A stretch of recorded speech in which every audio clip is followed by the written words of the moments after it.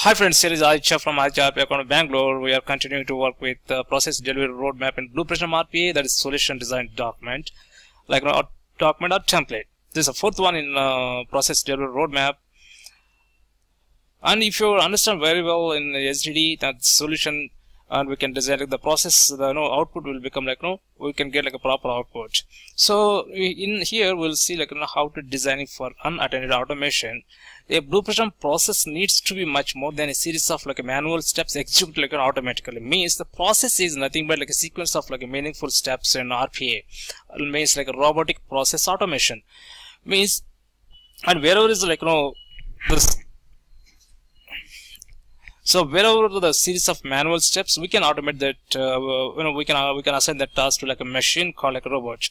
So it needs to be robust enough to work unattended, be able to recover from unexpected situations, and work concurrently on multiple machines.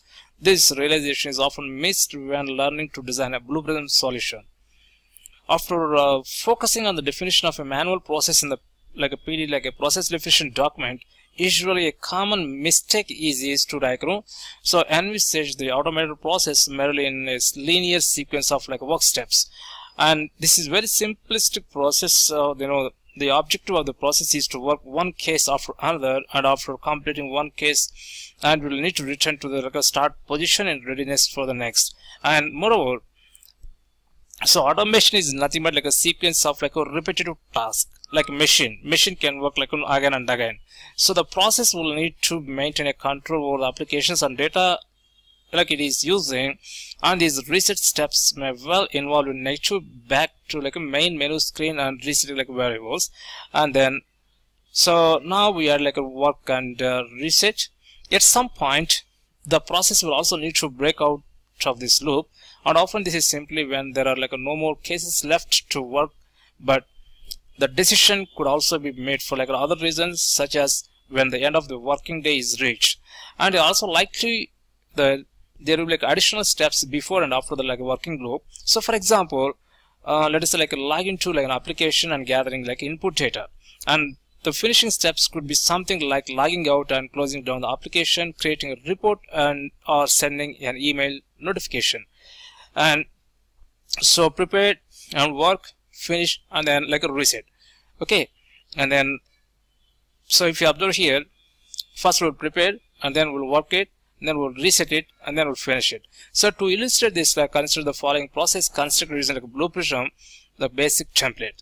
The three areas outside of the case processing means work are clearly marked. So if you observe here, so here is some flowchart regarding this one, a start, a preparation, and then so reset it, and then finish it.